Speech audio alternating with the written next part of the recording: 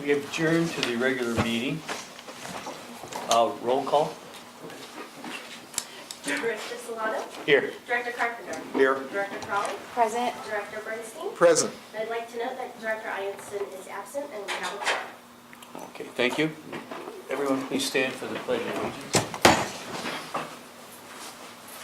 I pledge allegiance to the flag of the United States of America and to the republic for which it stands, one nation, under God, indivisible, with liberty and justice for all. Please be seated. Thank you. Welcome, everyone. Reportable actions from closed session. There are none. Presentations. We have the introduction of the new firefighters. Yep. Are you going to be doing the introductions? Todd can do the introductions, they can speak for themselves, and then you're gonna swear them in. Okay, well, let's... These are laterals, so it's not like they're new guys. Well, they are new They're new guys. to us. They are new guys. Well, yeah, but they're not. Kind of, right? they're new guys. Those are all new shirts. They didn't issue like used uniforms or anything. Good, okay, that's good. So then you're all new, right? So, you want them each to come up to the podium and say a little bit about themselves and... Yes, you guys just want to introduce yourself, tell us where you came from, how many years you have in fire service? Copy that. Under 2 paragraphs? Copy that. My name's David Kennedy. I go by DJ, but I pretty much answer anything at this point. I come from Kelseyville, California, where I spent 8.5 years there as an engineer paramedic. I did 3 years before that at 29 Palms. Lived in SoCal for about 10 years prior to moving up to Kelseyville. And happy to be here. Great. We're happy to have you here. Thank you. Yes. Well, my name is John Schmansky. I grew up in the East Bay and San Ramon area. I've been in the fire service about 11 years with the city of Pasadena and the city of Salem, Oregon. I'm very happy to be back in the Bay Area, back close to my family, back with a wonderful professional partner. Thank you for having me. Well, great. Welcome. Hi there, nice to meet everybody. My name is Matt Scruggs. I grew up in the Fresno area, where I currently live now with a wife and a 16-year-old daughter. I'm coming from the Merced City Fire Department, where I worked there for about 10 years. I also worked for American Ambulance in Fresno as well, and Riggs Ambulance as well. I'm happy to be here, and pleasure to meet all you guys. Thank you. Great. Welcome. Merced, sounds familiar. Todd, you wanna say anything about what they're doing, what you're doing with them? Because you're assigned to them on days for a period of time. It's been a long time since we hired laterals straight away, and even sometimes when we have hired laterals, we still sent them through the county academy, which is about 3 months. In this case, we needed due to our staffing needs, we needed people online quicker. So to help us get there, we hired some laterals, so they're coming in with experience in the fire service. They just have to learn how we do business and how we load our equipment. So after I got promoted, they were looking for somebody to work with these guys, get them up to speed, make sure that they were where we anticipated they would be as far as their skill sets, and then also get them up to speed on everything, how minimum part fire conducts business calls. So we're halfway through that process right now. Everything so far has been very positive. We're going to have a live fire day next week, where they're going to go through all the modern fire behavior stuff, new search tactics, and get in our live fire props. So we're halfway through, everything's going as planned, so they will be online. I think the first one right now is projected to go online September 11th. Oh, great, great. Should I ask the chief where your anniversary badge is? They take a long time to work on. I'm just kidding. I just Don't make yourself feel bad. With the new phone calls were firefighter made. step up, I'll need to swear you in. And for these guys too, you know. Well, I know. I was just kidding. I had to say that, you know, I mean. Yeah, that's the key. Okay, you raise your right hand. I state your name, I, David Kennedy, do solemnly swear do solemnly swear that I will support and defend that I will support and defend the Constitution of the United States the Constitution of the United States and the Constitution of the State of California and the Constitution of the State of California against all enemies, foreign and domestic, against all enemies, foreign and domestic, that I will bear true faith and allegiance that I will bear true faith and allegiance to the Constitution of the United States to the Constitution of the United States and the Constitution of the State of California, and the Constitution of the State of California, that I take this obligation freely that I take this obligation freely without any mental reservation or purpose or evasion, without any mental reservation, purpose, or deviation, and that I will well and faithfully discharge and that I will faithfully discharge the duties upon which I am about to enter. the duties upon which I am about to enter. Congratulations. Thank you, sir. Congratulations.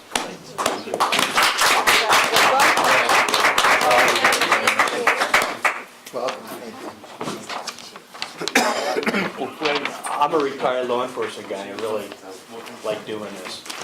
Kind of brings back old memories. So, Could I ask a question? well, sure, Chuck. Thanks for coming. I wanted to ask a question about the training. So when you said, right now, in a sense, they're being trained outside of normal fire service in the district, but as of September 11th, they'll actually be part of, They'll be on an engine company running calls. and assigned to a regular shift and so forth. One will go to each shift. I see. Okay, thank you. And the filler, or the gap filler here as well, is they're all medic. So that's something that we obviously needed more paramedics. And, you know, again, what's the difference between the 8 people who are still on probation? They'll be on probation, but it's the time from when you hire them to when they hit the station. It will take a little bit longer to get them 5 called in the county and to be able to actually completely operate as a medic in this county, but that'll get worked on as well. And Chief Long's got a report tonight that he'll have. The first item in regular goes over, you know, what we're doing, what the plan is, and how this is all coming about. When somebody moves laterally, what do you do with ranks and some of those kinds of things? Well, these individuals are coming in as just basic step 1 firefighters. You know, some agencies may do different tier things, but for us, it's just opportunity to come in and work with them. But what they do say is, what's already been mentioned, is definitely the time is lateral. They get to do a month in-house and then go to work. Where in-service entry level, they go through 4 months of academy time in the county before they get to us. So they get to start work a lot faster. Okay. Again, thank you, guys. And next, we have public comment number 2. Yes. I want to take us, and just for the record, which I know the board has already gotten. Jack, who are you? Oh, Jack Nelson, past board of director, and I sit on the CERT advisory committee, and I'm a CERT trainer, and member of the emergency preparedness committee. So for the record, the voting is in, the bylaws passed 59-1, and the code of conduct passed for the CERT program 58-2. And what we'd like to do at this time is thank the fire warden, the fire chief, Chief Stevens, and the line chiefs for all their help and support. And one other thing I'd like to mention is that in September, I believe you all got an email on it, or if not, you shall shortly, is there'll be a CERT welcome volunteer for new potential members and new board members that will be elected. The nominations will start next week. And Saturday, the 24th of September, 1 to 4 in Holbrook Palmer Park. What is it again? Question? What is it again? That was September 24th? September 24th, And what's the event? it's a Saturday, it'll be from 1 to 4, again at Holbrook Palmer Park. This will be for the new board members, existing CERT members, and hopefully potential new candidates for the CERT program. It's a barbecue, right? You're having a barbecue, basically. 1 to Right. 4? Right, Jack? You guys are 1 to basically 4, having a Virginia. get-together. I'm sorry? It's a barbecue event. They're getting Right, together. it's a barbecue. You gotta throw the food in. Okay, questions, anybody? That's it, thank you. Okay. again, Thank you, we Jack. Thank you for your support. Thank you. Thank you. Okay. Any other public comment? All right. Let's go to item number 2, Menlo Park Firefighters Benevolent Activities Report. Do we have anyone? I don't believe so. Okay. Before we go to the questions by the chief, we all have copies of the questions that were submitted by Director Bernstein Correct. today? Yep. And they've all been answered? I like to think so, but I'm Okay. not Director Bernstein, so. I would like to either make a motion or include them in our regular agenda for this meeting as an addendum or attachment. Fine. We can do that if anyone here wants to have a copy that's a member of the public. Distribute that now. Director Bernstein's comment? Would you like a copy, Press? Here's mine. I have it on electronic, so here, you can have it. Sure, thank you. Do I need a motion for that, or can we just say that we want them attached? Included with the minutes. We just include with the minutes? That's fine. Okay, all right, thank you. And next, we have the fire chief's report. Directors, I have my report is there in front of you. If you have any questions, I'd be happy to answer them. It's, nothing out of the ordinary. Peter? You may have covered this someplace else, but did you talk at all about the Atherton insert exercise? I did not, because I didn't go, and you're right, it's not in here, but there was an exercise. I was out of town, I know I Virginia was went. there, yeah, it was great. I'll talk about it in my report. Okay. Oh, all right. I'll have some comments Because to I'm going make to go at that through. time. Yeah, no. You're next up if you want to talk on the chief's report. No, I was gonna just report. You're going to do that reports and so requests, that'd be yeah. fine, okay, thank you. Chuck, do you have anything, questions for the chief on this report? No, I don't, thank you. Okay, thanks. Good. Okay, thank you. That's it. The only question I have, Oh, could we see, we want to see the award. yes. That's right, I forgot. We want to see the Yeah. award. I was going to mention. I missed the cues. Louise. I was going to. There is something, we have an award. Kathy, would you like to talk about the Yeah, award? let's talk about the award. This is the Certificate of Achievement for Excellence in Financial Reporting. This is for our CAFR for the 14-15 fiscal year. And I think this is about the, sixth Yeah, year we've something gotten there. it? I have 6. Excellent. I have 6 years in a row. Is that true? I believe that's true. That's excellent. We'll look at Very the good. number of plaques in the conference room. It's actually, they give us little stickers to put on the Great, plaque. great, now, okay. but- So that's what I had down, that it was 6 years. Do you have any idea what fraction of the eligible institutions get that? I'd go with probably 60%, That's pretty good. 60% maybe. Okay. And then I'd like to congratulate the chief for the completion of the Stanford program. Thank you. I saw a little certificate there. Yeah, no, it was a great program. Did you have like a little graduation ceremony there? We did, yeah. They Did had the president of wine- the university they had come? wine and beer, I'm in uniform, I'm driving a district vehicle, so, it's all great, got to watch them have wine. Oh, But, no, and I've already told the staff for next year, we're looking at, which one of them would be interested. I thought it was well worth going, I mean, it's like anything else, right? There are portions of it that I thought were really helpful, super beneficial, very relevant. There were other things that, probably not so much, but overall, very well done. Because like we discussed, like a battalion chief or above, I was trying to get, Yeah, we have, Someone we've else. got people we have about 5 of the staff who are interested in going next year. And I think they actually get a lot out of it, so great. I was the beta test, so. Yeah.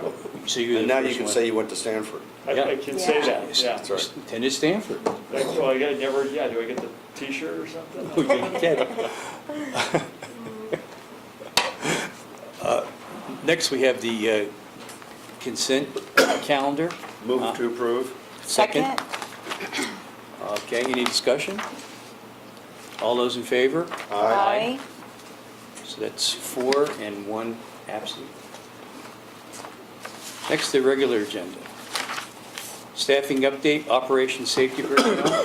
Chief? Chief Long has the Chief, report. Chief? So, Chief? Chief asked me to put this together, and historically, the board has had a report like this for the past couple of years, so he sent me an example of what he was looking for. So what it is, it's just a snapshot of where we were last year, where we currently are, and where we plan to be at the end of this cycle of employees we're hiring right now. No fiscal impact, we've already budgeted for these positions through the budgeting process. We had 6 open FTEs last year that were unfilled, and then we asked for additional 6 on top of that for the total number of employees we're bringing in. and it complements the deployment plan, as in, as we're putting new units in service, we need to figure out how we can staff those. So it really is married side by side with what we're doing with the deployment over the next year with the staff we need. Gets our numbers up a little bit, so we're not really heavily requiring overtime for everything. Right now, we're almost at the minimum staffing model, meaning that every vacancy requires overtime to fill it. We're trying to get to a happy medium to where we have enough FTEs to absorb some of that, but not so many that it becomes cost prohibitive. So it's a balance between utilizing FTEs and overtime. So the basic information is in there. Also, Brennan added some little bit of information for lost hours, indemnity days due to injury.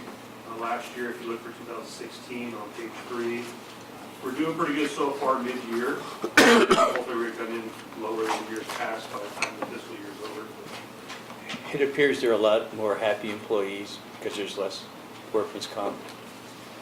You know, it's as Up and down, up and down. Yeah. Right now we just handful off, had surgery. So if there's any questions, let's just try and provide a snapshot of where we're at, where we're going. I have one.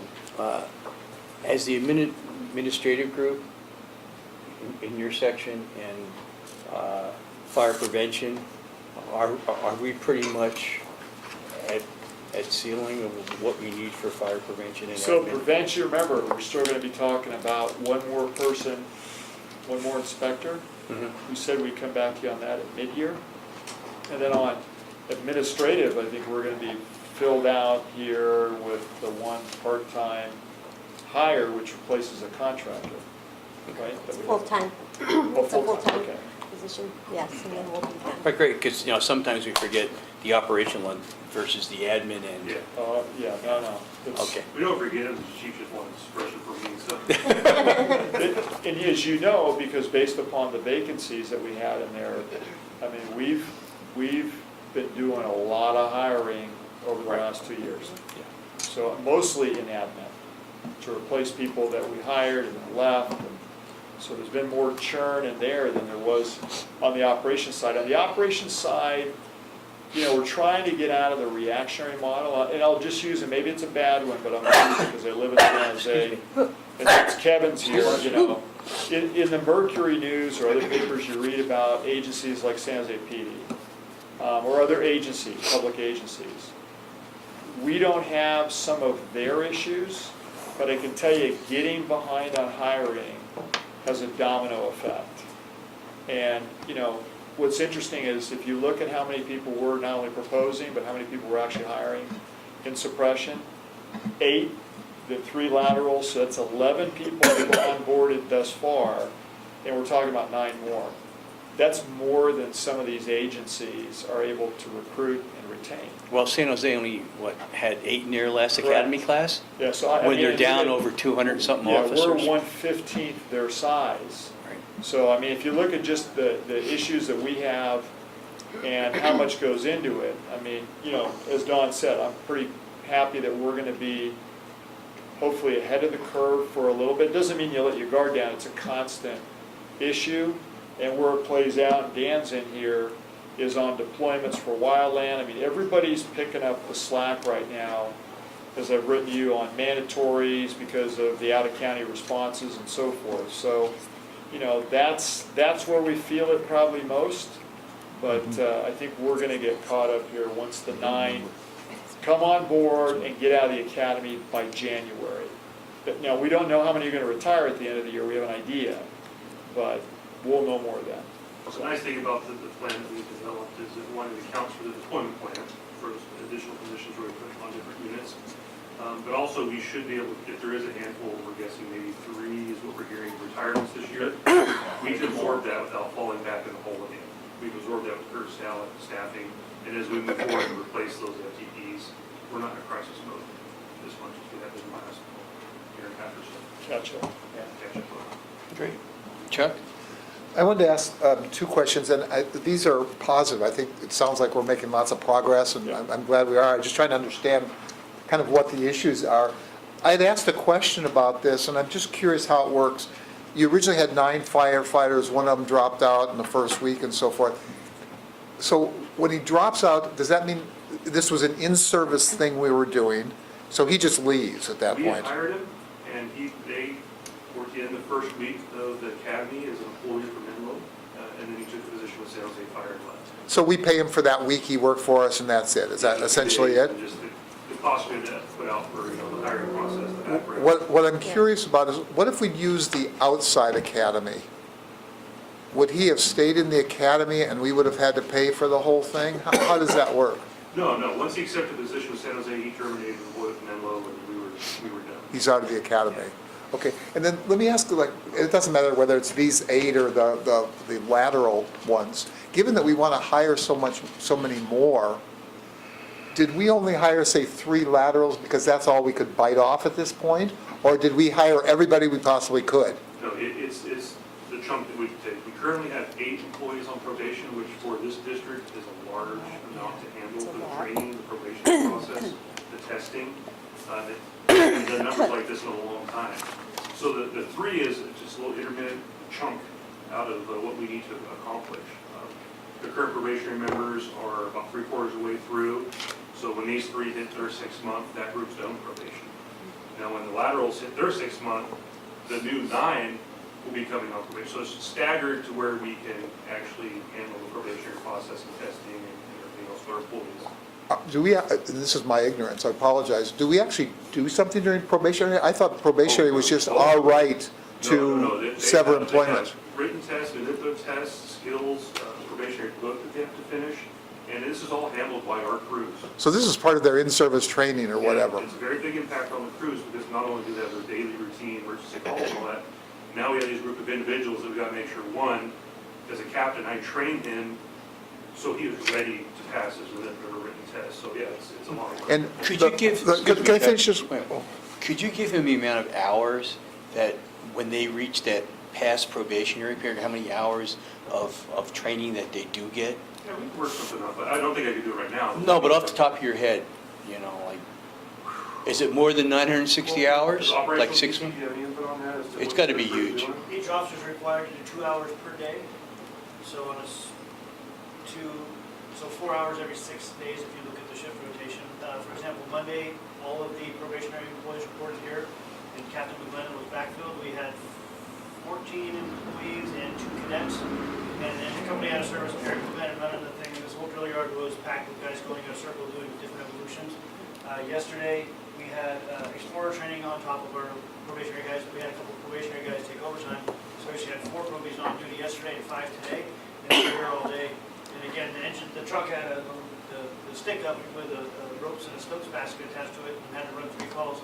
Well, they had to drop the ladder, attach the ropes, run a call, come back, and bring everything back up. So it's a huge impact on these guys. They're handling it, but they see the light in the tunnel that we're going to. Chief, what's the minimum standard hours, like the fire marshal requires to be a Class 1 firefighter here in the state? Through the state, the state-approved firefighter 1, it's gone up a long time since I've been through it. I want to say 260 minimum. Now, for us, there are. Of course, we had more stuff What we on. try to achieve is, one, we try to always meet the ISO required amount of training, which that's where the 2 hours a day for company drill comes in, multi-company drill, department drill, driver training. That's to make sure that we capture all ISO points for training we can with those time to relate. So there's that. Also, there's all the NFPA mandates, the mandated training, the OSHA mandated training. That's just the organization as a whole.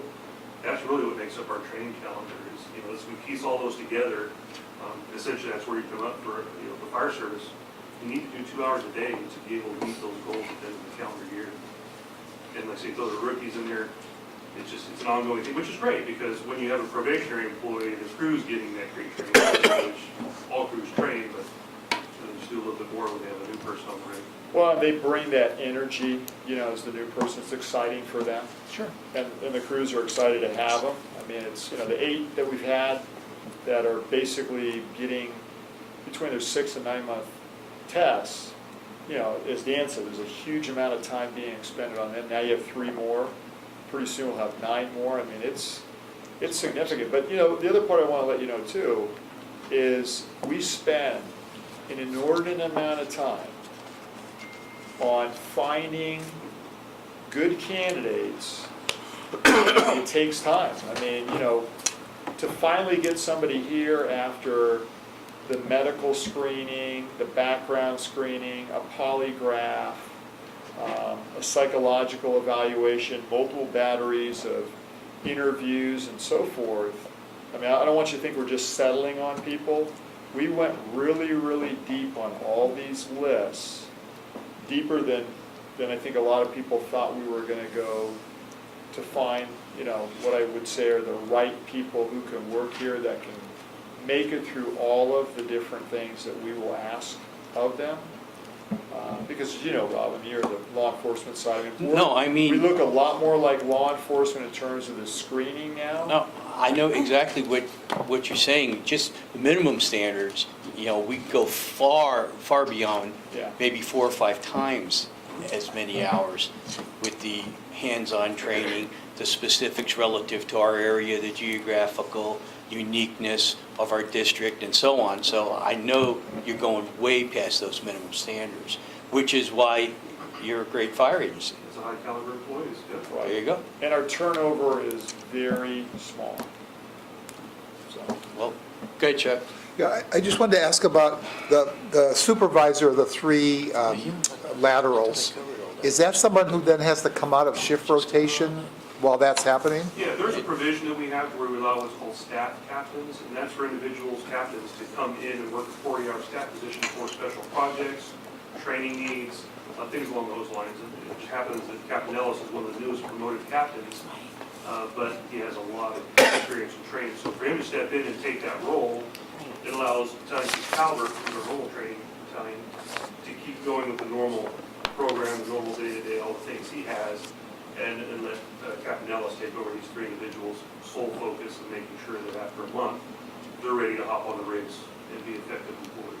So now, when you're down staff and you're trying to bring on new people, you also have to take some of the people you have and assign them Yeah. to bring those other people up to speed too. So Well, so- it exacerbates the Chief Crowe problem. was saying, I mean, it's, you know, if you come on one of these days when all those things are going on, you know, and the rigs have to go run calls, I mean, there's a lot of moving pieces.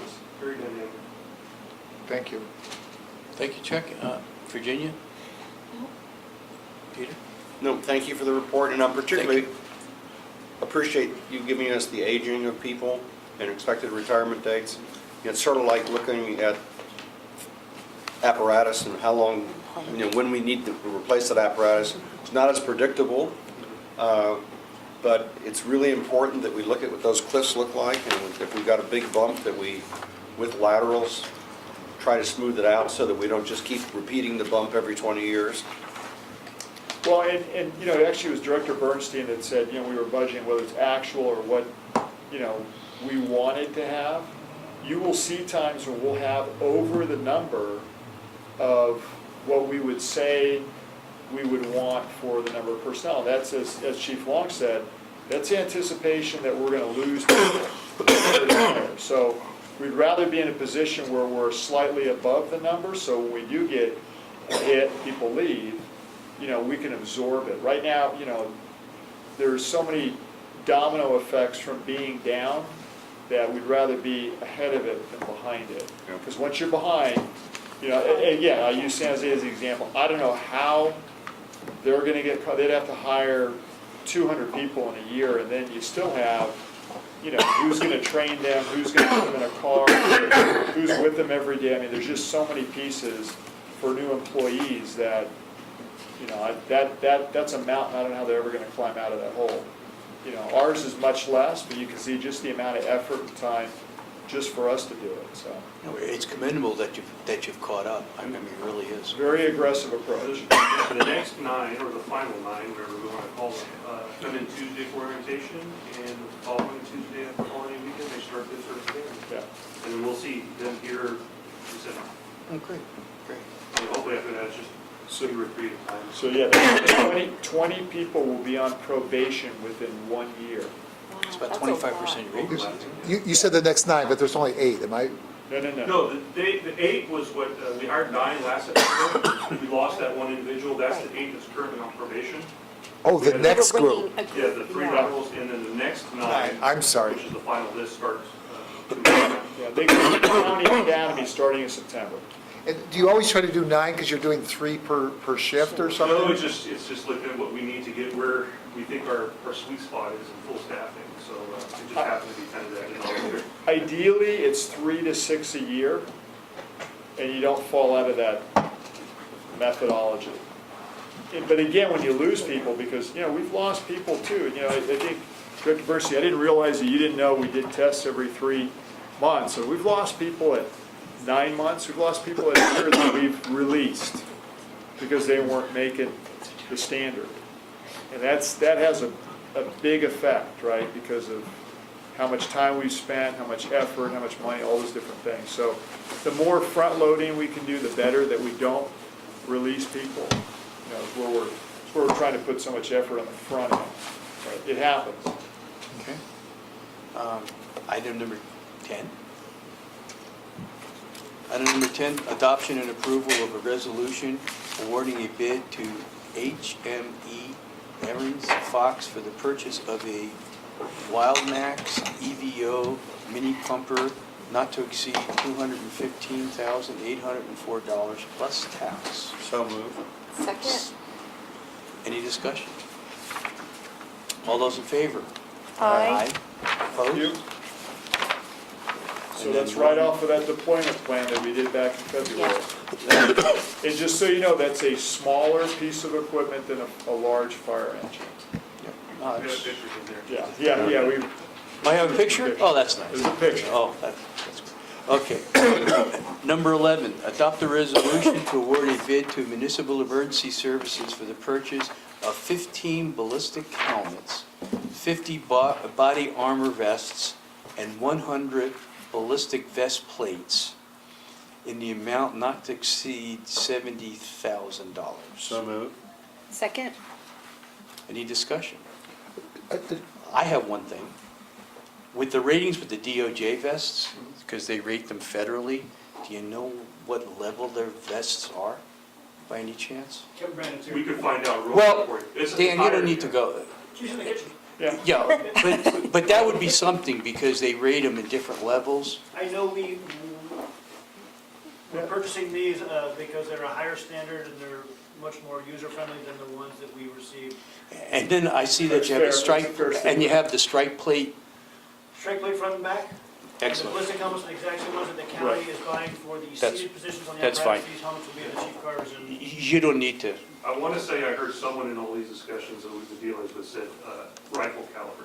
So it is a higher level than just a typical Right. 9. well, I see that it's got the strike plate Yeah. in them, which will take the higher velocity round. That's the. Good, Chuck. I just wanted to follow up on the question. I got the answer about the helmets and that, but it's saying it another way, we have a higher standard of who we're protecting than the other, and I agree with it, by the way, don't misunderstand this, but Answer your we're protecting basically the senior officers, not just the firefighters, is that right? DOJ rates them with different Different, levels. okay. Yeah, they go A, It's B, not C, that D, we have a higher level, and although I think. you'd be surprised. This is a state homeland security grant that we have. But thanks, Joe. So what it's doing is they said, okay, here's how much money we have to buy these helmets. How can we buy and fill It positions? looks like Turns they out took all they the can money from do the sheriff's is office, every staff which is same fine. position on the apparatus. So that leaves, folks like Dan and myself that might show up to these calls for command and control, without that benefit. And so as an agency, we said, yes, let's go and throw, bits in there, and we cover these extras that aren't to be covered by the grant. And is it your expectation that most agencies would do that, or that most agencies wouldn't do that? So let me give you the kind of a similar but different version of this. So Chief Stevens added the historical portion in here. We've got probably the longest running history, I think, of a lot of agencies, just because of the threat profile that we recognized over 20 years ago. We've had vests on the rigs for over 20 years. So the county, in trying to influence the grant, we were mildly successful, meaning that there was an opportunity, I think, had we been able to have more input, to possibly have gotten this changed a little bit. So we evaluated this, we already would normally do a replacement, so yeah, we have vests from the county as well. It's not that they don't have a benefit, it's that our standard is different. Had we been more successful in influencing the grant, and as Chief Long said, there were X amount of dollars that were available, that's what they were looking at, then, you know, maybe we wouldn't have to do what we're doing, but we decided as a staff that we weren't gonna drop essentially the threat level or the ability to rise to a higher threat level for what we did. So, you know, this is a stopgap, this is what we would normally do, and a long history of before pretty much any other agency providing a higher level of threat protection for the firefighters in the field. I had just one more question, and that relates to they obviously don't wear this at all times, so do No. they only wear it when they're ordered to do so, or is it optional, or what's the method for saying, time to put these on? Well, there's a couple of things. One, we do have policy that addresses the certain types of calls that we run. They should wear the body armor. We always rely on company officer discretion. That's why we pick individuals to be those supervisors to have that sense to say, hey, we're gonna put this stuff on. And then, of course, just the nature of call itself, most people want to know if we have shooting incidents. I want everything on that I can. So it's multi-tiered. We have a couple different things in place. Can somebody opt not to wear it, or are they effectively ordered to wear it? Well, because we have an establishment policy, yeah, it Okay, thank you. would be a serious discussion if they tried to. Any other discussion? Well, and let me just say this, and once you go here, I mean, it's, as I told the other chiefs in the county, it's kind of hard to move backwards from offering a higher level of protection to then saying, well, now we don't see a risk. So, yeah, it was a big decision for agencies that didn't have the same kind of call profile that we've had for years and years and years. But it's expensive. And you know, and we've, just so you know, it wasn't like we always felt like we did the best job either. I mean, you know, there's different styles of vests. You can get individuals. There's different threat levels in terms of types. Some are heavier, some are, you know, easier to use, some are adjustable. So, you know, after I think several decades now of doing this, I like to think we're pretty smart about how we do our business, just because we've tried a lot of different things, and it's the firefighters that basically come back and say, here's what works, here's what doesn't work, and here's what we feel more, you know, like we're safer in, what's more effective. Well, I was pleasantly surprised, but didn't know, for example, that we even had bulletproof shielding in the temporary building that we used for Oh, yeah. Station 2. And I agree with that, but We don't advertise it, that's no, of why. course not. We don't want people to test it. Yeah. Yeah. Yes. And that's the fine line. The fine line these days is, because I see it a lot in the newspapers, is agencies saying, well, look, this is what we've got. And I mean, you know, we've had it a long time. Again, we didn't necessarily advertise that we had things, just because, you know, that's just how we do our business. Okay, so we're to vote on this. Yes. All those in favor? All right. Aye. Excellent. Thank you. Opposed? Okay, number 12, accept the status of the benefit assessment services analysis. I move that we accept it as proposed, Second? as presented. Second. Discussion? All those in favor? Aye. Opposed? 13, accept the status of the Fire Station 6 project as of August 15, 2016. Is that you, Chief? I move that we accept the report as presented. Second? Any discussion? Yes. Wait, Um, First, do you have anything to No, I add? mean, the report, John wrote the report, we've conferred on it. I mean, at this point, you know, we're still on track to go ahead and award by September, and hopefully start by October. The city had some final comments. We were working through those today with our architect, which is where it was. And according to John, before he left, he talked to the architect. Looks like everything's addressed and should be back into the city either today or tomorrow. So, you know, we're moving. The good news is we're moving forward. We're still on schedule. And am I correct in saying that we began this project in 2008, or is it 2006? I would say we began this project in 2006. Conceptually, that the board said, let's start Okay. moving forward and prioritize the station, but we purchased the home behind it in 2008 and That's gave right. the city Okay. notice. Yeah. Okay. Yeah, we're still not there yet, I know where you're going. I just want the history, and I'm just laying groundwork, that's all. Any Right, for the last other 10 discussion? years. Virginia? Chuck? Nope. Okay, all those in favor? Aye. Aye. Opposed? Number 14, consider, discuss, and provide direction to staff regarding updating the land lease and efforts to purchase land from the city of Menlo Park for Fire Station 77, located at 1467 Chenino Street in Bellhaven. Chief, is that your?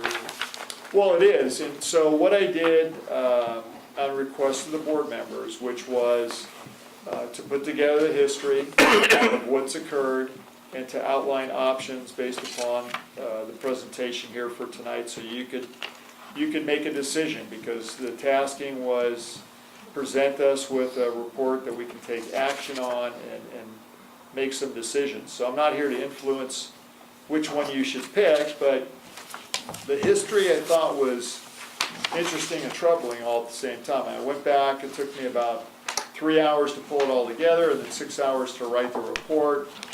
I'd even forgotten some of the things that were in here, and I stand by everything that's in here, because as you can see, I quoted a lot of the history from emails and correspondence that I had, to the most recent that Lauren can weigh in a little bit on, which is dealing with the city, because once it transitioned from myself, between the city manager and I learned something from Alex McIntyre, which was, I had always presumed that the city attorney reported to him.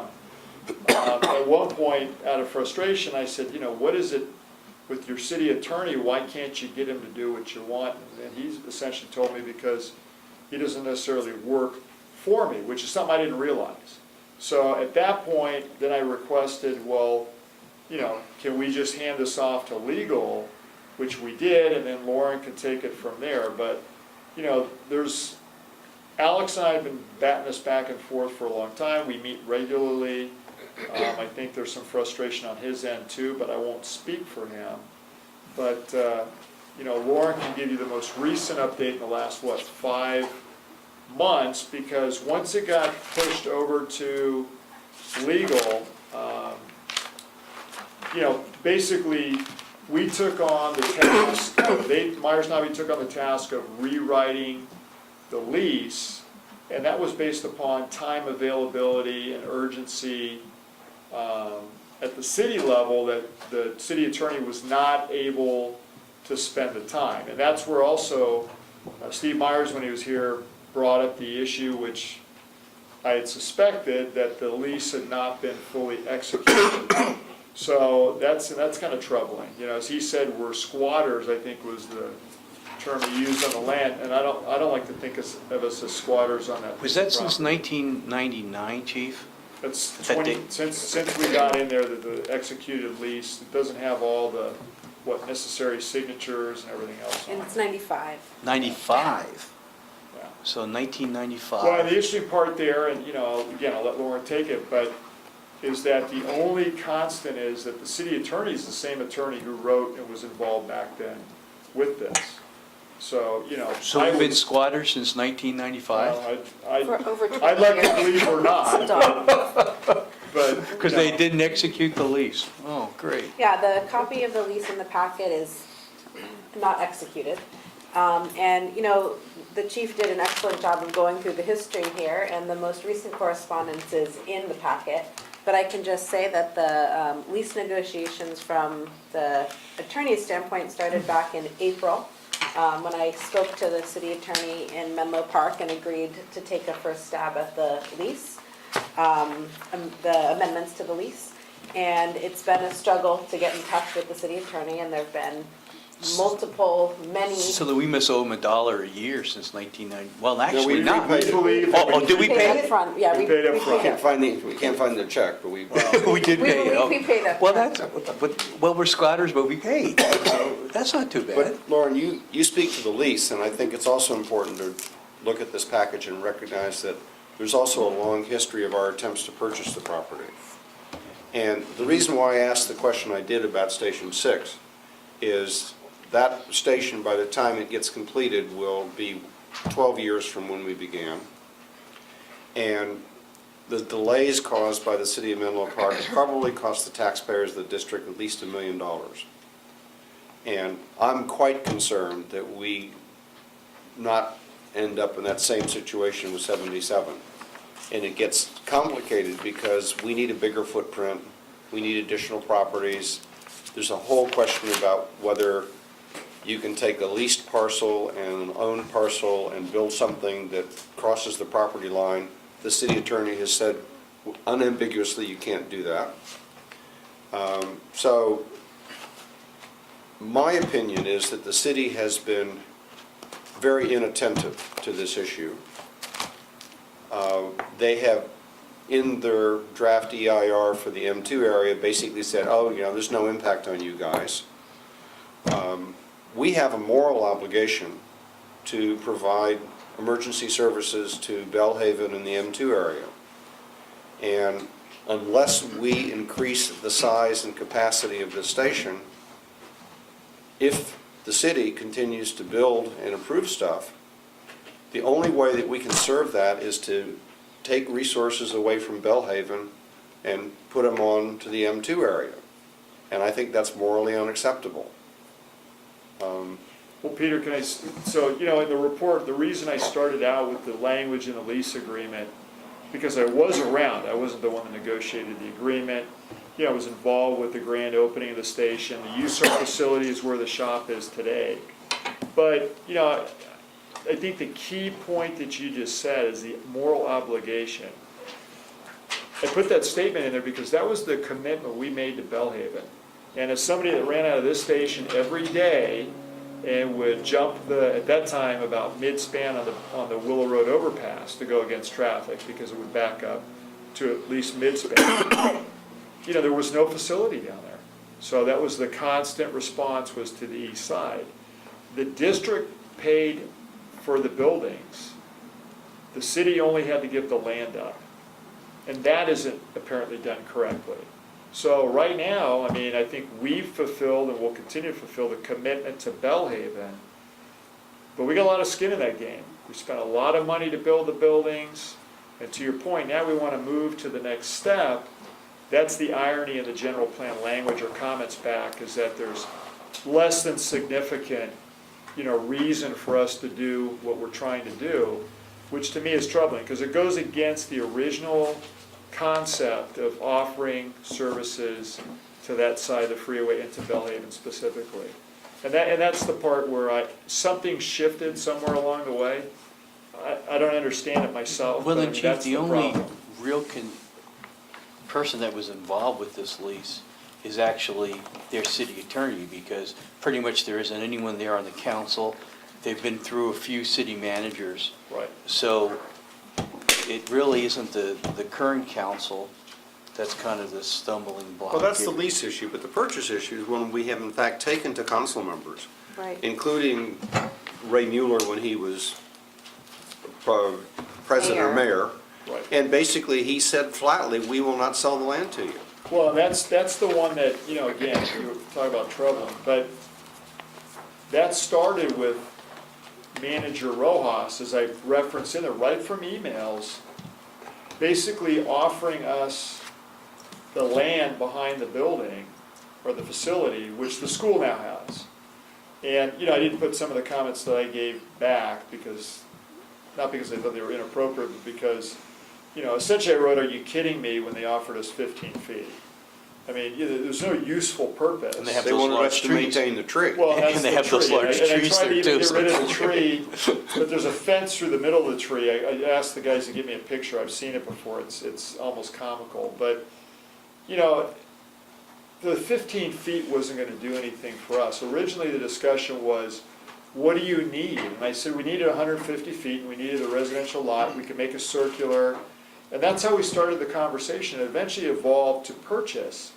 Because why wouldn't we purchase, just like the school, a private school, purchasing land from the city? I mean, you know, once we finally got there, I mean, it didn't start there, but it evolved to if the school wants to do it, then why wouldn't we? And I came to you, as you know, at that time, and not everybody was on the board then, but the answer was, okay, go out and try and work the deal. And I thought we were there, and apparently we're not. And to your point about, you know, Councilmember Mueller at the time, the mayor, you know, that is what he said, and that actually makes sense to me. You know, tell me that the city doesn't want to sell land because the city sees that it shouldn't sell its property, I get it, but then the lease agreement came out too, and that's over 3 years ago. We started this lease agreement discussion, so, you know, and Ray Mueller was the mayor over 2 years ago. So, you know, we just don't seem to be able to get anywhere, and, you know, I'm glad the school has a property. We have no animosity towards the school. I don't want anybody to think that. But there is some irony that a private entity can purchase land from the city, albeit if you read the news articles about that, because I went back and looked at them, they were trying for 10 or 12 years too. So, you know, again, then to say to the district, well, by the way, we've changed our philosophy, we're not gonna sell land, as much as that was kind of unpalatable, it was at least understandable. You know, at the point we're at now, you know, a lot of these things just don't make sense, and I don't, you know, again, I think the direction we're going is the right direction, but certainly, as you've seen, you know, I felt like maybe I wasn't getting somewhere for a long time because of, you know, the way we were going about it, but it was, I'm not gonna say refreshing, but at least somewhat interesting that even going through the city attorney has been so difficult. Well, and we've ended up with a response to our proposal, which is basically unacceptable because it means that we will not be able to build a larger station. Right. And so, Which is interesting, given that for the school, there was also a residential lot involved. So I don't know how that was done, yeah. but, So you know, there's my deals concern been done. is that there's been a huge amount of staff time on this. There's been a lot of legal time on this. Yeah. And again, I don't want to go down the Station 6 road again. And I think we need to make it very clear to the city of Menlo Park that they have to make some commitments on this, and they have to do it promptly. And for that purpose, I'm going to make up a motion, and if it's seconded, I would encourage us to have some discussion. And then I will move to table my own motion, because I then want to give the staff and legal counsel the time between now and the September meeting to come back with a firm commitment from the city as to how they're going to deal with this issue. And the motion reads as follows.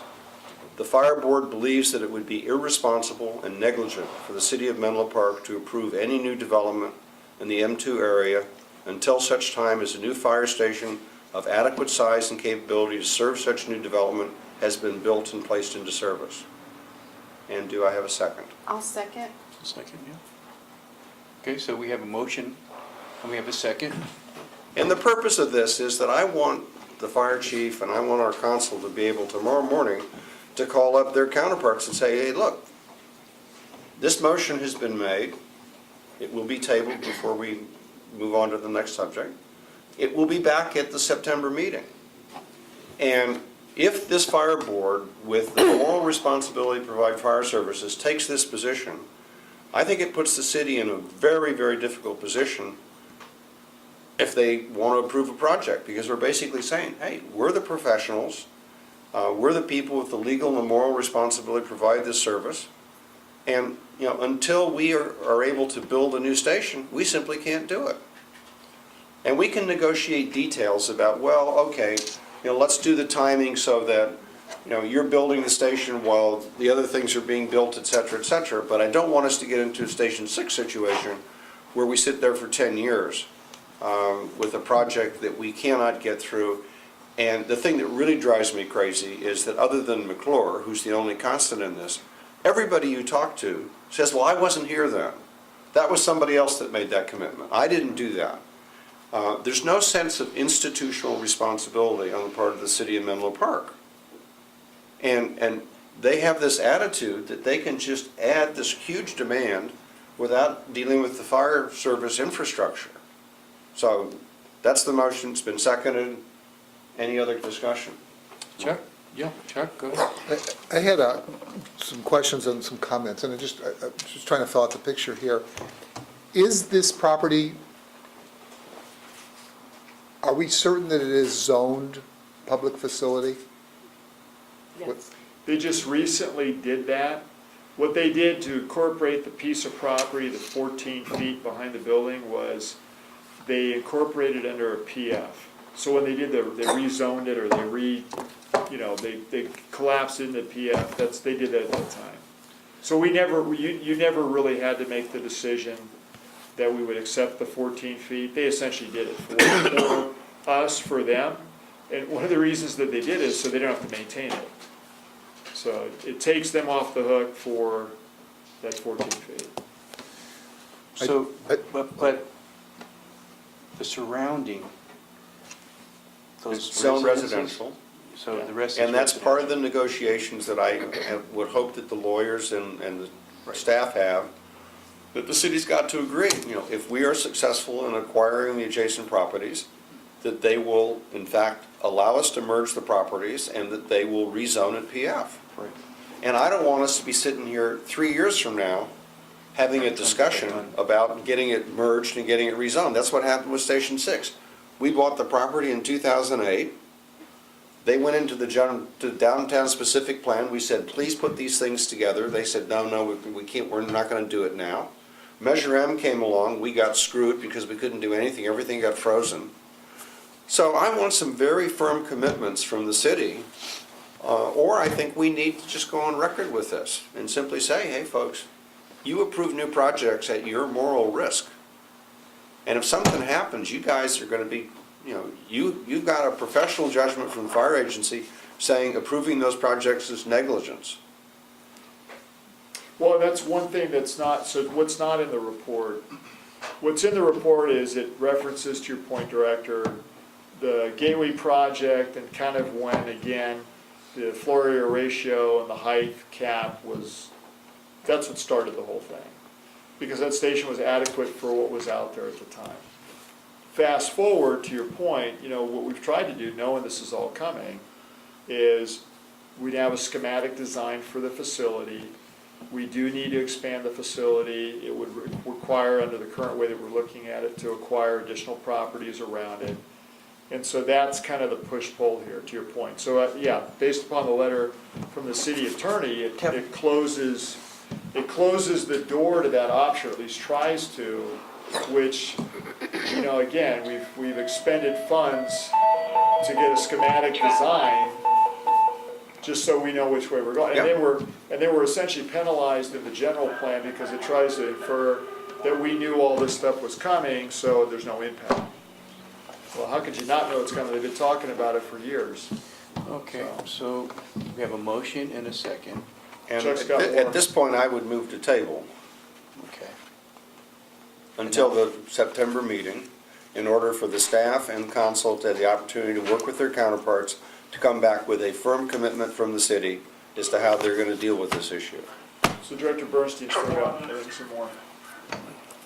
Yes, Well, Peter moved to table, which takes precedence. It does. yeah, Yeah. so we're It's not, so we're done. not debatable, so. So we're done. You got to So, vote on the table motion, table. all those in favor to table the motion? Aye. Opposed? I'm not opposed. Okay. Go. We're still on this agenda item. Yes, though. we are. We are. Okay. Yeah. I just had some real quick things. I just want to be, this is something, this will frustrate Peter hearing this, but the city just approved about, 4 to 6 weeks ago, another development plan, single plan for properties that have 2 different zonings on them. So it does happen. I just wanted you to be aware that. Good. That's good to know, That's Chuck. the other thing is, I know a little bit of history that I just wanted to tell you about the school. I mean, imagine this school, which at the time it was started, and I think it's still true, has no tuition for the kids who are selected to go there, was one of those kind of heartwarming things that people responded to. But basically 3 very well-connected developers went to the city and say, we want your space. We want to put buildings on it, and about that fast, they got it done. So the fact is that with the same city attorney and with the same infrastructure, things can get done. It's not impossible, and I'm not I'm suggesting that unfortunately, we're not developers in the same way that these other people were, but that's how that school got built. You'd think we'd have more political clout than a startup school, but in fact, we Well, no, didn't. I think we elected not to use our political clout. And that's why I think the decision tonight to entertain this motion, to defer it until, is the first time that this board has basically said, hey, enough's enough. You know, we have a moral responsibility. We can't fulfill that moral responsibility unless the city cooperates. And delay is not cooperation. I just have one last question. This is for Lauren. I just want to make sure that there's no doubt in anybody's mind about the status of the lease. I mean, we were joking about being squatters and this and that, but the reality at this point, if I'm correct, is we have an agreement with the city.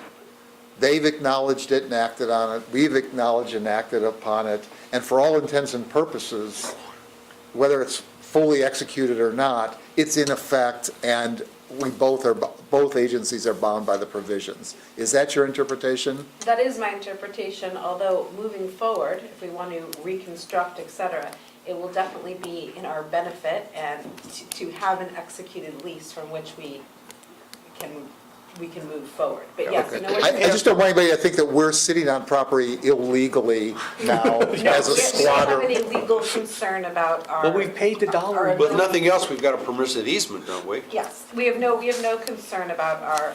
Okay. You know, legal they have ability allowed to us be to on be the here for that property. period of Okay. time, which essentially gives us the legal right to remain. Right, okay. But I also want to make clear that the intention of my motion, given the objections that the city attorney has raised to a building permit on leased versus owned property, et cetera, I personally don't think you should spend a whole lot of time on the lease issue. I think you ought to say to the city, hey, you know, we need to purchase this property.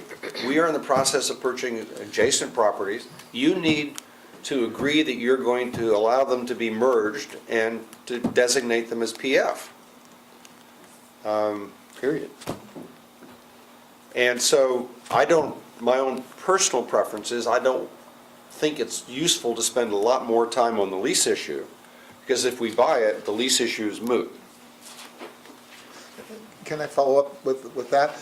It seems like it sounds like it's a long way off, 55 years or 35 years or whatever, even 99 years, but eventually that time happens. We'd rather own the property, isn't that the general consensus? I Well, also, agree. if we're gonna be investing in all the surrounding properties too, in order to buy them, and use that blueprint as we talked about, in order to make the larger station. I Right. mean, Well, it makes perfectly, That's it the makes key- sense to do That's the that. key point, because if you take just the amount of money we spent on Station 2, and I'm not talking about the lot merger, that makes it more expensive, but the station was $7 million. Right. You know, I mean, so at what point, to your point, Bruce, I mean, you know, a lease agreement's great, but when you're spending, you could be spending an additional $7 million or more. I mean, yeah, it'd be nice if the district could own the property, and I think that's the part that I don't understand at times that it doesn't resonate. These are significant capital expenditures. If it would have been easy to secure the lease, if they would have done the 99-year or whatever, you know, then. And it would agreed be to the merger, easier.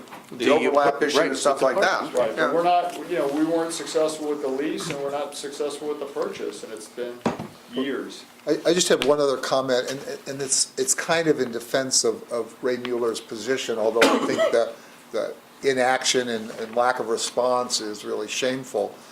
But when I talked to him about this, one of his feelings was that that not just Menlo Park, but places like Palo Alto were selling excess properties and so forth, and as the communities developed, there was no place to put new parks, there was no place to put public amenities that were needed as part of this.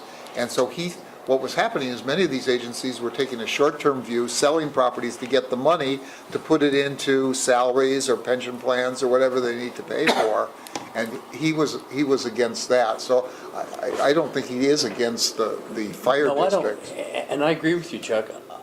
I think Ray's perception wasn't for us to buy the surrounding properties. I just think he was just dealing with the actual footprint for 77 And for us to buy those other properties, I don't think he actually thought about that, except when we got the information back from the city attorney that said that they didn't want us to do that.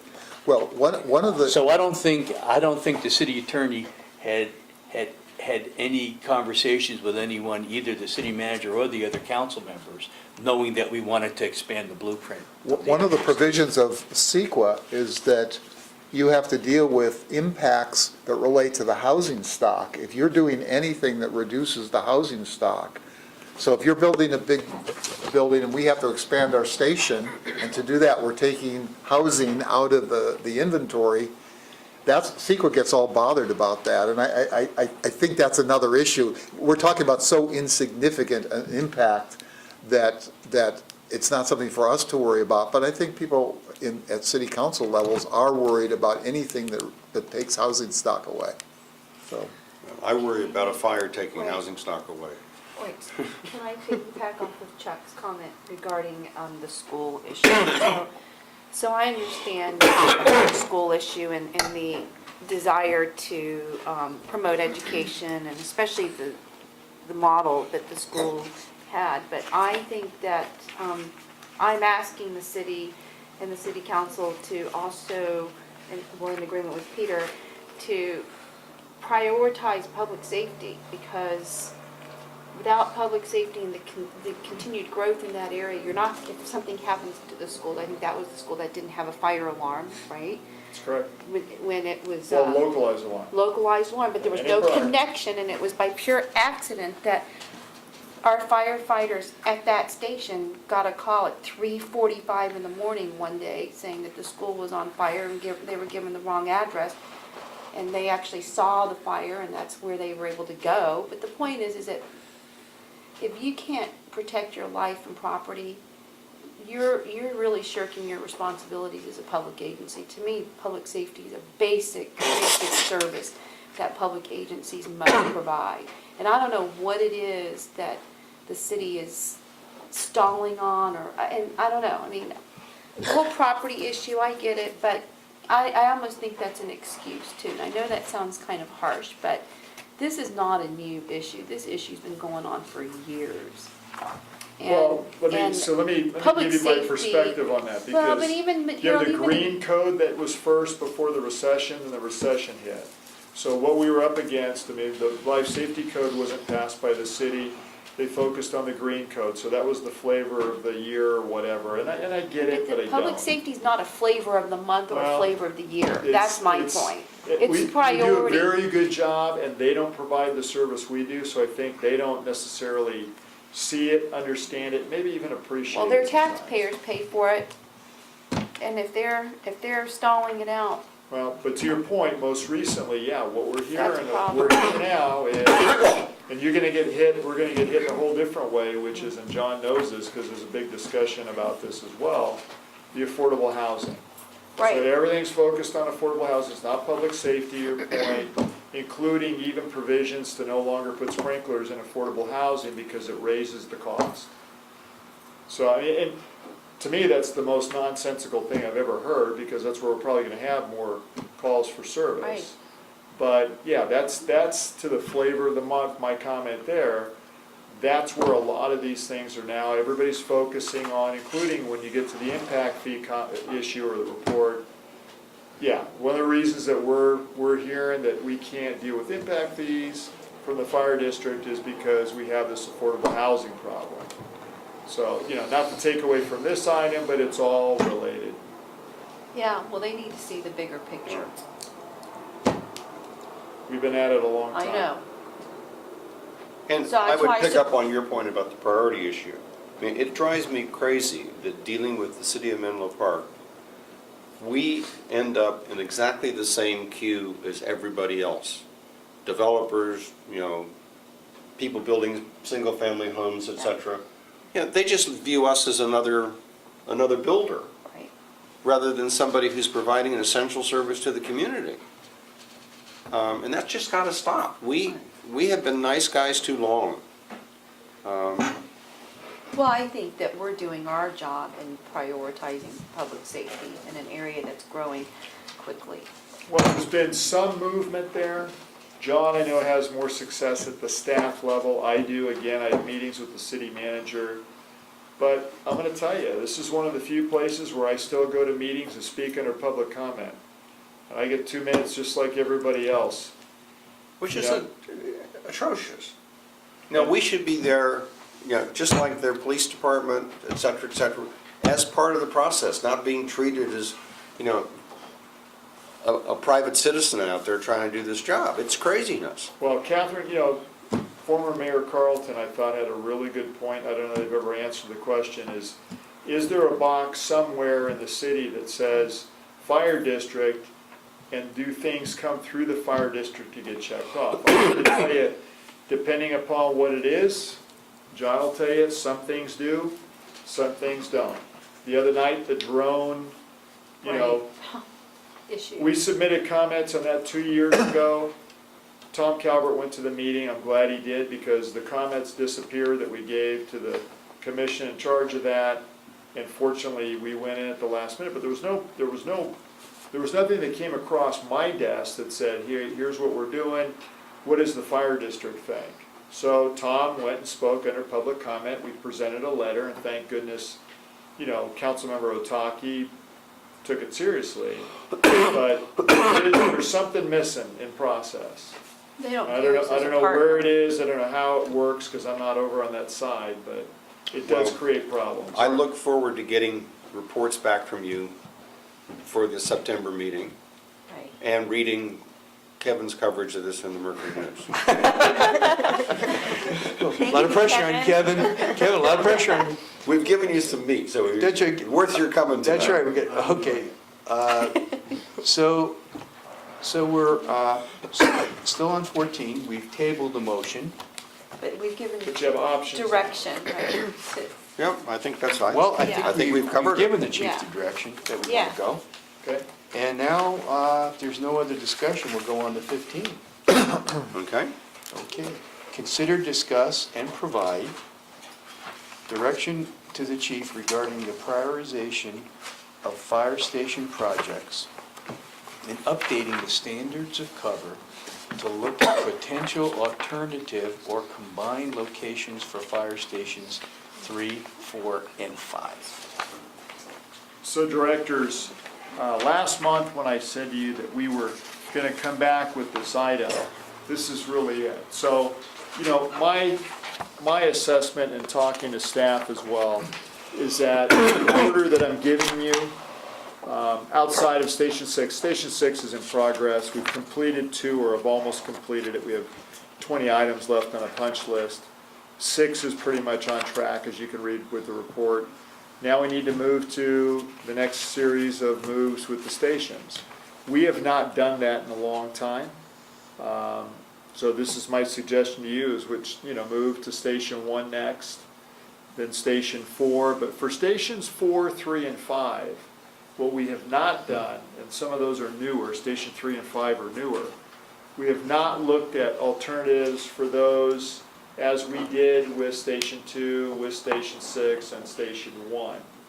So at this point, to be fair, and using the standards of cover report, since we expended, again, resources, time, and energy there, and it's relatively new, is to not only look at the order for building and give me authorization to move forward with that, but also, again, to do an assessment, as we've done in the past, for those other facilities, to look to see, are they in the right location?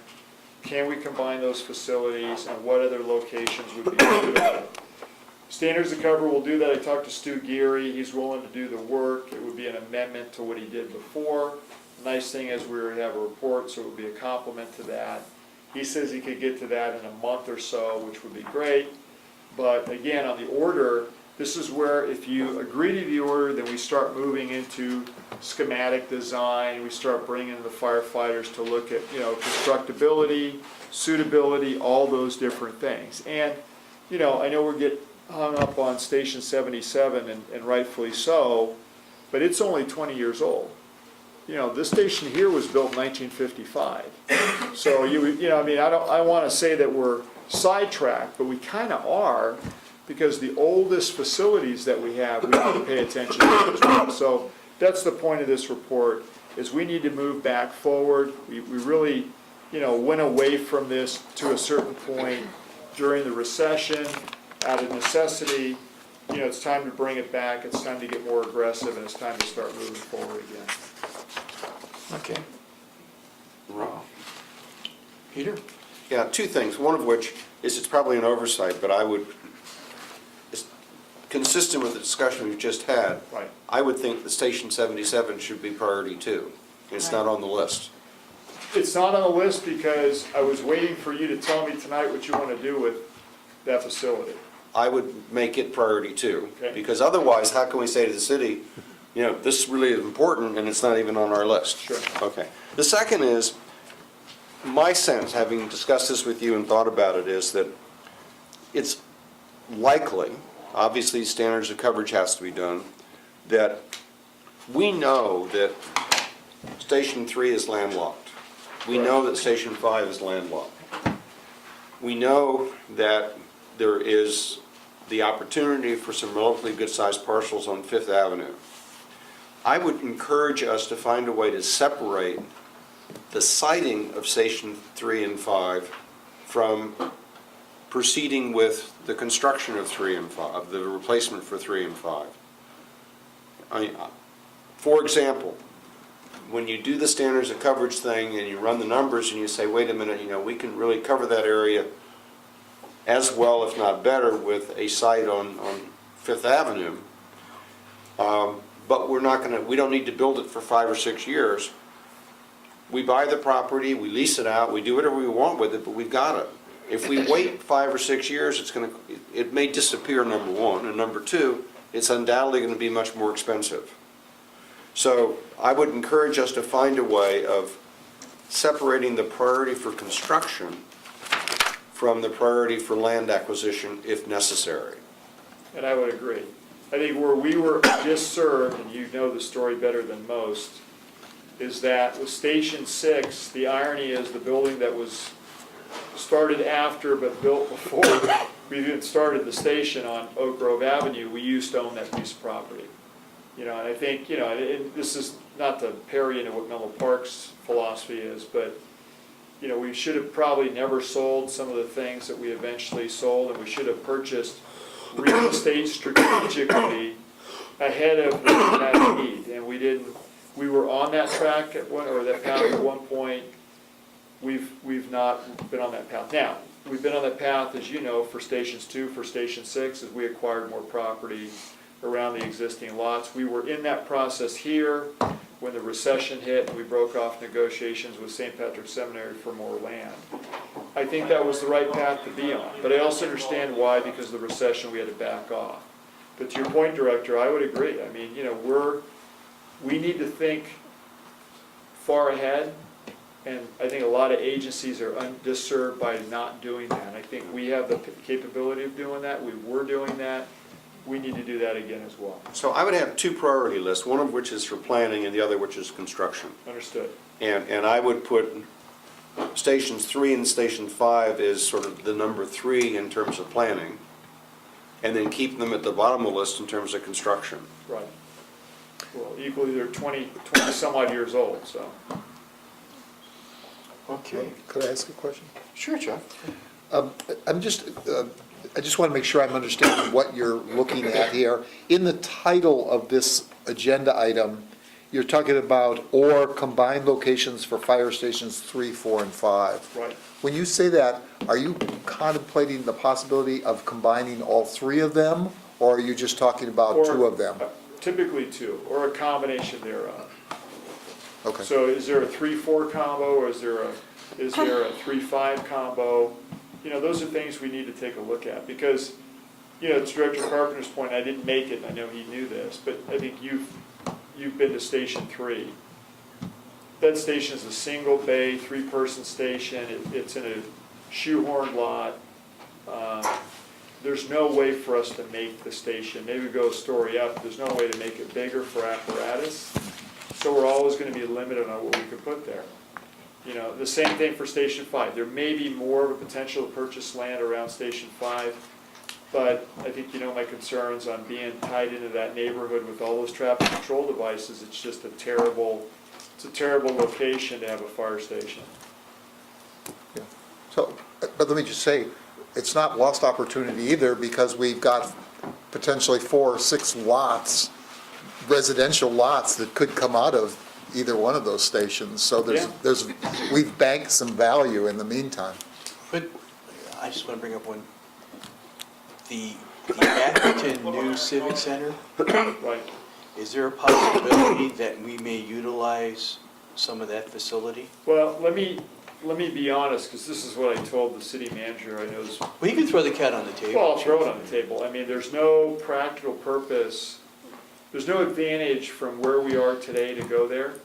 And I would sing a different tune if there was an underpass, but there's not. That's why, you know, Director Carpenter brings up Fifth Avenue. Fifth Avenue, El Camino, those are large arterials that connect different portions of the district. You know, being at the Civic Center with a railroad track and a windy road, that doesn't do us any good. We're better where we are now with that Hawk traffic signal, which is one of the reasons we shared the cost to be there. But the problem with that station is there's no expansion capability. Okay. So, you know, I mean, there's benefit, there's good and there's bad.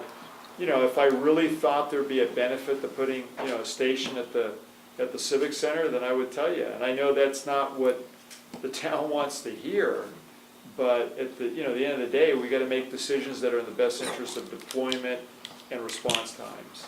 So that's the honest answer. And again, standards of cover, and we have another instrument Dawn uses for modeling that we'll use, but there's no advantage to it. Okay. Chuck, did you want to say anything there?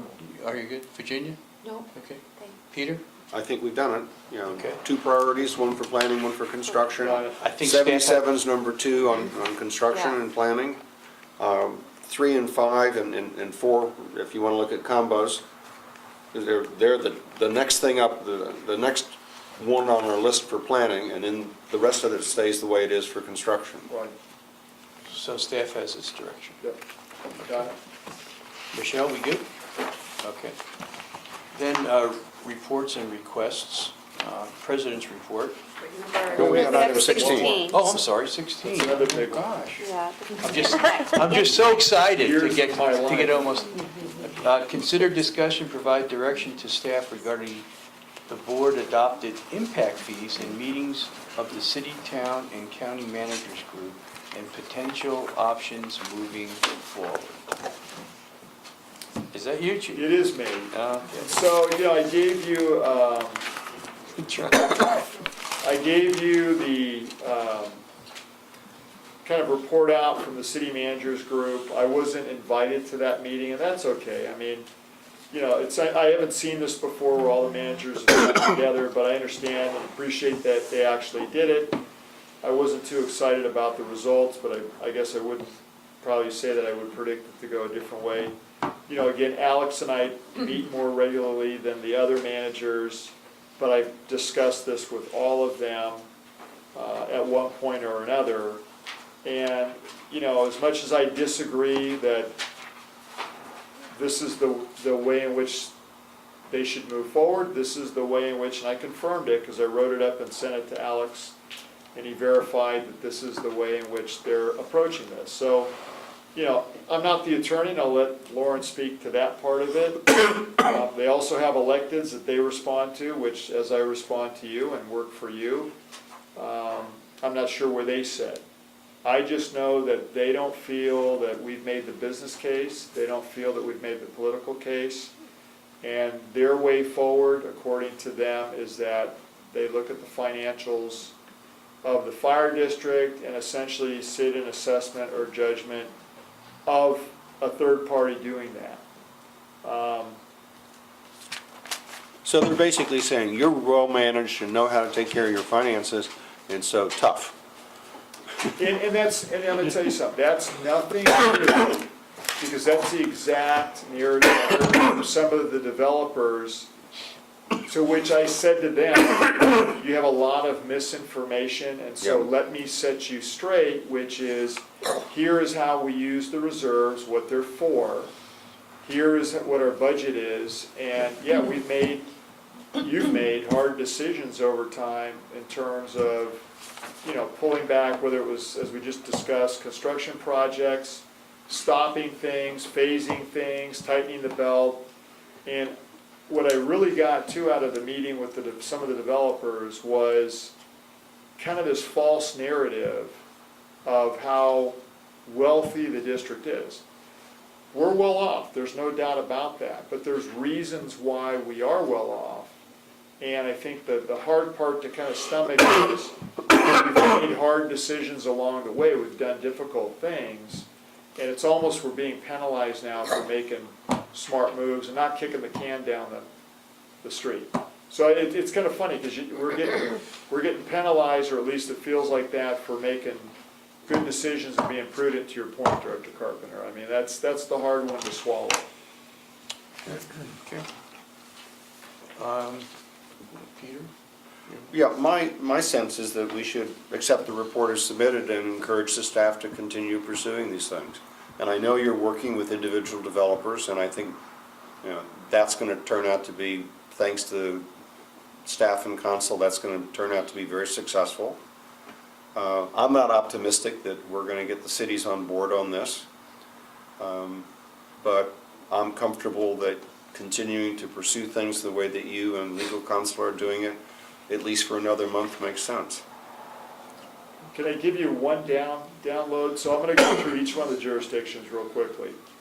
The funny thing is, in the town of Atherton, there really is no impact because we've waived the residential. There is no Yes. commercial. So it's almost a nonsensical issue. One of the things I would suggest is, waiving it for vacant residential lots. Then there would be completely nothing. But there's very few vacant residential lots left in Atherton that are not being built.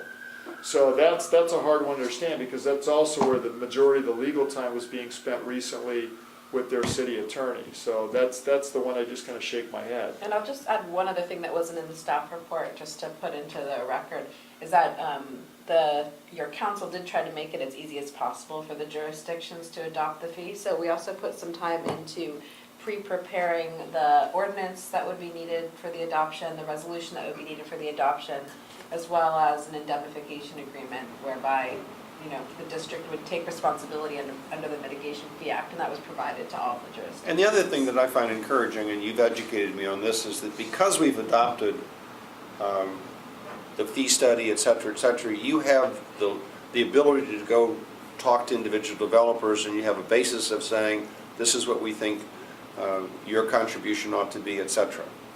And I know that you're deeply involved with Facebook in doing that. I look forward to us having the same kinds of conversations with Stanford when they come in with 500 El Camino Real. And it may in fact turn out to be much better to just, we do this on our own, and we don't try to get the city of Menlo Park in particular involved, because they don't add any value. Well, the irony, so let me get to Menlo Park and go there next. The irony is, this started with Menlo Park. This started with Gateway, this started with, and I gotta admit, I wasn't the smoothest trying to move in, because I didn't have, Tim Kremen assisted me at the time, our attorney, which we do now. And so we give commentary on every one of these things, including the general plans that go through. It wasn't the smoothest transition with Dave Bohannon early on, but I think we're finally there now. And so to your point, some of the early comments, which were extremely offensive, was that the district was trying to extort money. That was the word used, extortion. Right. And I got to tell you, the first time I heard that, I mean, I'm not a mob boss. We're not shaking people down. This is a fire agency. It's public safety. So, just to hear it kind of put that way was something that really, in my mind, was extremely offensive and counterproductive to what we do. And particularly when they insisted upon $100,000 worth of landscaping. Well, that's correct. Yeah. For Bayfront Park, which is a, I don't know where the water's coming from, but anyway, that's a different kind Well, of. those diapers have to grow. So, again, but it started with Menlo Park's guidance, Menlo Park's suggestion that this was the route we take to be successful. Because it was not fun being in a room with Well, you're being, developers and Chief, getting you're beat being up. generous. What they basically said to us is, look, there's only so much money we can get out of Bohannon. We've gotten it, we're taking all of it. If you can get some money on your own, go for it. Yeah, paraphrased, I think that's pretty close. Well, So, I you know, think let me switch past, so past Menlo, which has the greatest development, the irony is for the other jurisdictions, even though the managers are meeting, is if, the part I'm having a hard time still understanding is if I'm Atherton and I understand how the fire district works, I would be in favor of this if I was running it, because we're trying to get more from the entities that are creating the development that's going to suck the resources as Away it from is you. today out of Atherton to go cover on calls on the other side of the freeway. That's the part that if they really understood how our system works, which we've tried to explain, I don't know why these are even issues. Going to the county, who also, you know, as you know, I'm in favor, again, their focus now, as you saw, is housing. This was in front of the housing ordinance that they just recently passed, so it's kind of offended that when that occurred, you know, we weren't even told, and so, you know, here we are stuck on this issue. But the county has a mild opportunity to do development in commercial. Again, it's not about residential. But this is, Finally, East Palo Alto, who does have the most significant need, but to where we've sunk the most resources, building a facility out there, again, it's not just the 7 million, it's 12 million over 10 years to buy the lots, to do everything we need to do to improve the infrastructure. You know, you think if anyone, they would be the most supportive. We just got the general plan comments, they're not in favor of impact fees, but we knew that, and yet they're the greatest user of resources of the fire district. So, you know, and again, I don't understand it. It's almost to the point following Menlo Park's suit is they want the development, but they don't want to share the impact of that in terms of a fee with the district. And again, we're not asking for residential. Remember, they were the ones that referenced low-income housing, and we couldn't do it because of that. So we actually moved away from the housing element and charging for that because of East Palo Alto. So we've answered previous comments over years to where all we're looking for is commercial development, and even then, we give a credit. You agreed to give a credit. So if I tore down facilities, let's say if I'm going to build on Facebook, I'm going to build 1 million square feet, but there's 800,000 square feet that was there before because it's Tyco, we will give you a credit for 800,000 square feet and only charge you for the nexus or the development growth. I don't know anybody else that's a fair standard. well, this is a perfect opportunity for us to actually go to these developers and go to these businesses direct, since we do have that influence relative to those particular areas. We move faster, we're leaner, and we actually goal-orientated, and we want to get things done. Yeah. So, One, we're more collaborative too. And, you know, exactly. And once we get some of these agreements in the bag, then I really want to open the discussions with Stanford and say to them, you know, hey, before you even go any further with the city, we agree. So they'll have that in their bag, And which is to their advantage. Right, and nothing, you know, there's nothing that forbids us from doing that. Yeah. From going to these people like Facebook and all these other businesses Which- or which- developers. Nothing forbids us. The past practice would be that you do this in a collaborative way with the cities. But the cities have said, we don't want to collaborate. Right. So we're saying, Exactly. fine, we're going to do it on our own, thank you very much. And we're leaner, we're faster, we're better. Well, I go back to Director Crawley's earlier point, just to finish off my comments, which is, you know, I've watched the green code and all the swirl around that, then the recession, all the reasons there why we shouldn't do things. Now we're to housing, that's the latest thing, that's the reason why we didn't. Right. And public safety, I mean, when I read these general plans, and it's almost the pat line, I'm asking my other fellow chiefs, and they're reading the same things, which is, you know, these are not, it's less than significant impact. I mean, that's not that's not the reality we live in every day. They're trying to get across the freeway with the traffic, the development. I don't know where they think the additional services, units, people are coming from. But it's the most insane thing I've ever seen, that you could say there's not an impact, and yet everybody complains about the impacts daily. And it should be a priority, and it's not. Right. It is for us, thank goodness. Right, exactly. So, Okay, Okay, well, I think we've, I think you, Got it. staff has direction. yeah, I'll keep working Keep working. on, and come back to us next month, and at some point, I think we need to sort of say, okay, you know, we've tried these very different approaches, and this is the one we're going to emphasize, and this one we'll leave on the table, and this one we'll do that with, but right now, you know, press on with the individual developers, you know, put that as our priority and leave everything else on the table. well, and on this independent financial review, let me just, Kathy, it's actually probably apropos that we have a CAFR. I don't know how much more Much financial better than any of them review, have, so. right, that we need to do. It's all available, it's all public Yeah. record, we're not hiding the money anywhere, so, Do they have a AAA bond rating, I don't know. Who? City of Menlo Park, or the other communities around Sure, here? I doubt it. Yeah, we'll leave a AAA bond You rating. think they So, do? this is the last action item, I'm going to excuse myself. You may, You still have a quorum, is that okay, Mr. President? feel better, Okay. please. Yeah, get that out. Thanks, Peter. Thank you, Peter, for your, Can I ask a question about this item? which one? The one we're just discussing? Of course, go ahead. I don't understand, we're trying to understand, why would it be an advantage for a developer to have concluded an agreement with the fire district before it goes to the city?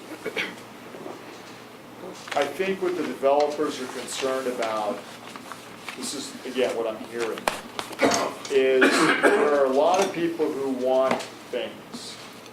So the more that they can go into kind of the big entity, the final approving authority, with some of these deals already constructed, is, A, it gives them visibility, gives everybody visibility what was done already with others to make that things go smoother. But also, I think for the city, and I'm not going to speak for the city, but this is what I presume, is then the jurisdictions that have, you know, that still have that kind of power over that developer won't feel as if somebody else got something better than they did. Chuck, I would say that the reason why the developers want this is because for them, time is money. Right.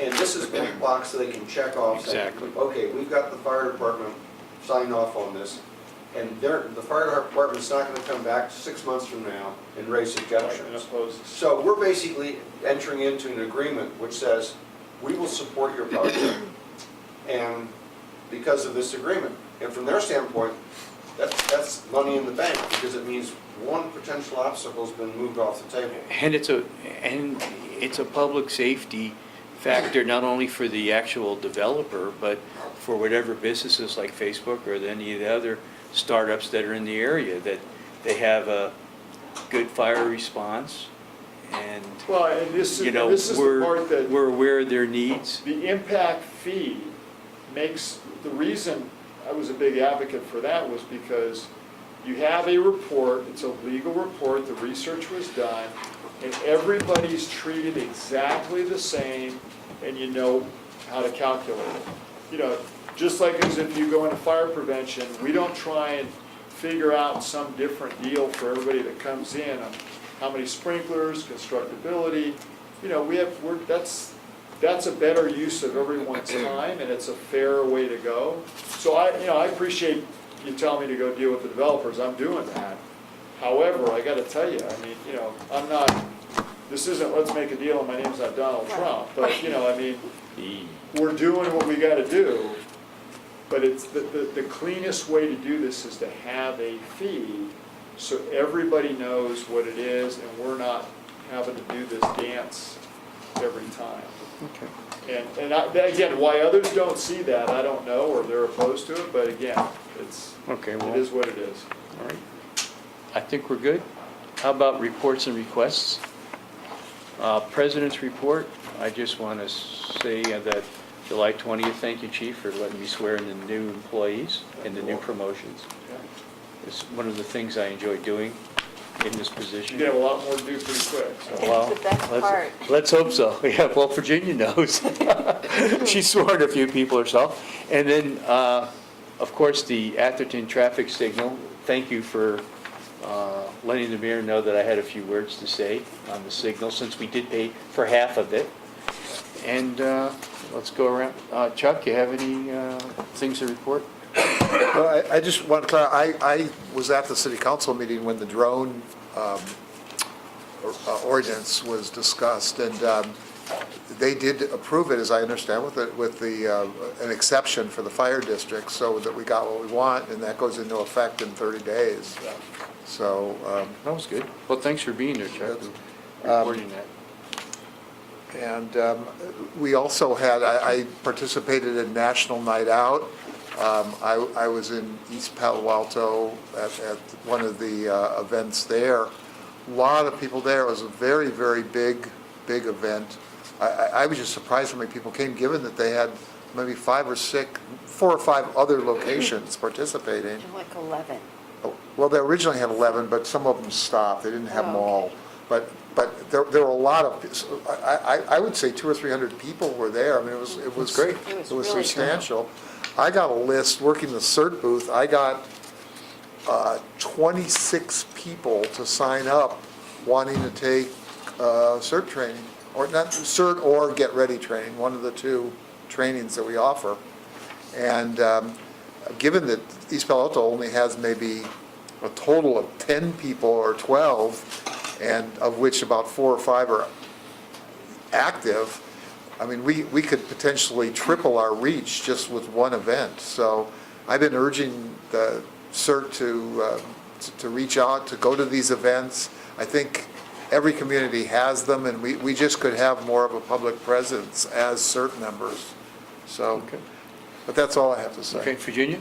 Yeah, I also went to the National Night Out in East Palo Alto. I went to like 3 of them, and they had great attendance, and Chuck was really working it, and I'm glad that he was there. And I, want to thank the East Palo Alto crew who went. They showed up at the various events too, and I think the residents enjoyed seeing them there too, including the one that you were at. You're talking about the firefighters, yeah. They were great. I also went to the Relay for Life event on August 6th in the evening, and the guys did a great job, and I'm glad that we support that event to fight cancer, right? So that's great.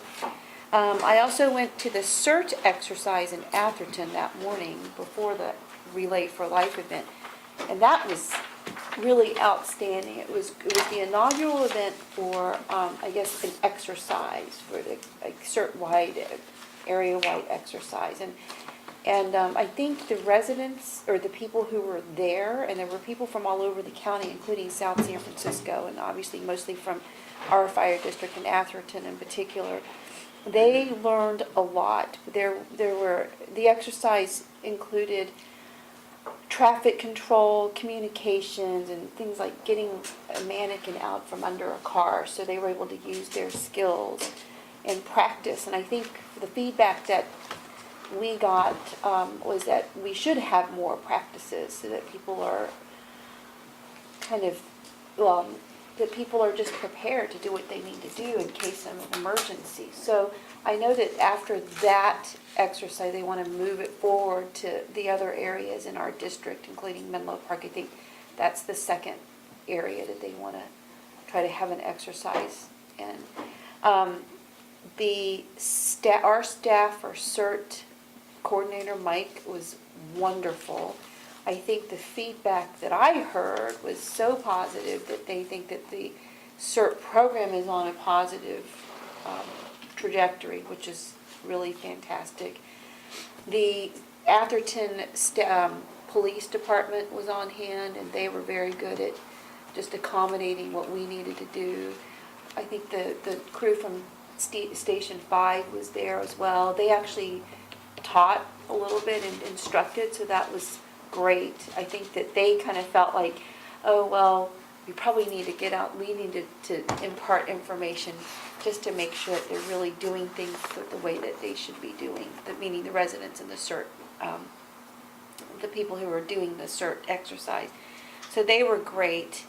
The council, 3 members were there, Mayor Elizabeth Lewis, Rick DeGolia, and Carrie Wiest, our liaison, and I think they were very, very pleased with the turnout and the quality of the exercise, and they're very happy that it started in Atherton, and I think that was a good thing for, you know, the relationship to be more positive between the fire district and the town of Atherton.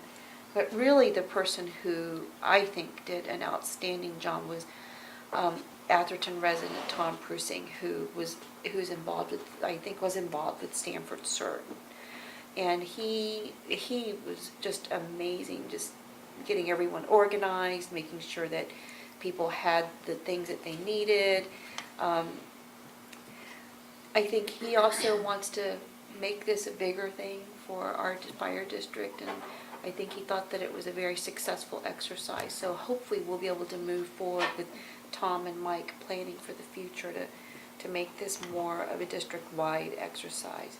Some of the feedback I think that I heard dealt with better practice, being able to practice communications better, and also someone mentioned about possibly having a mannequin that is the same weight as or similar weight as an actual body, a person, so that they could actually practice, you know, removing the same weight as a real body versus just a mannequin. And so I hope that we continue to support the CERT program. I think we're in a positive state right now, and I think it's a huge service to our residents. So I would say that was a very successful exercise. One other thing, I also enjoyed the swearing in of the new captain, so thanks for doing that, Rob, and congratulate them again for us, Harold. Oh, yeah. They were great. And one final thing, if you could please let those who have been deployed to our the other fires around the state, and let them know that we're very proud of the work they've done, and very happy that, you know, they were able to provide a service statewide and use their skills. And thanks for keeping us informed about all of that. Pretty much been nonstop. I know, and so just let them know that we appreciate what they're doing and that we support them. Virginia reminded me of one thing with the Chamber of Commerce that's interested in that one ready alert system. Haven't heard a word back. You haven't heard anything back from her? Okay. I mean, they had Ryan Zollicoffer, I know, went to that, I just don't know. Okay, no, that's fine, Out of it. because they had mentioned an interest, and then, of course, I forwarded it to you and your staff to see how much the Chamber of Commerce, in Menlo Park Chamber of Commerce wanted to go forward with that, and then, of course, bring it to the CERT advisory group and see if they want it, and of course, come to the board to have it financially approved, so. Well, great, well, thank you. And we have public comment number 3. No, liaison report. Hmm? Liaison report. Well, I thought we did all the liaisons just now, didn't we? No, but I didn't give a liaison report. That was Oh, item okay, 19. well, then I thought everybody, Do you all right, have let's do liaison? liaison reports, Menlo Park, Rex isn't here. East Palo Alto. Chuck, you have anything? I don't have anything more than what I said. Okay. Atherton, Peter left. Virginia, San Mateo? Yeah, just a quick one. Martha Poyatis, the chief, and I, and some of the residents in Weekend Acres have been communicating on gathering support for the annexation of Weekend Acres. So that's going to, the signature gathering will probably happen in September. So I'll keep y'all posted on what happens. Okay. Thank you. We've been, 10 ever since I've been on the Public board, years. we were walking around Yeah, I'd there. love to get some of this stuff done. We were It's a 10-year passing out materials there I know, about and so about I 6 years expect to ago. be doing that. I expect to be doing that in September, That's- Rob. I'll come and help you. Okay, great. So we don't have anything else? Now we're at public comment number 3. Chuck? Is anybody out there? No. Okay. All right. It's open. Going home. Do I have a motion to adjourn? Move to adjourn? Second? All those in favor? Aye. Thank you. Oh, Kevin. What time?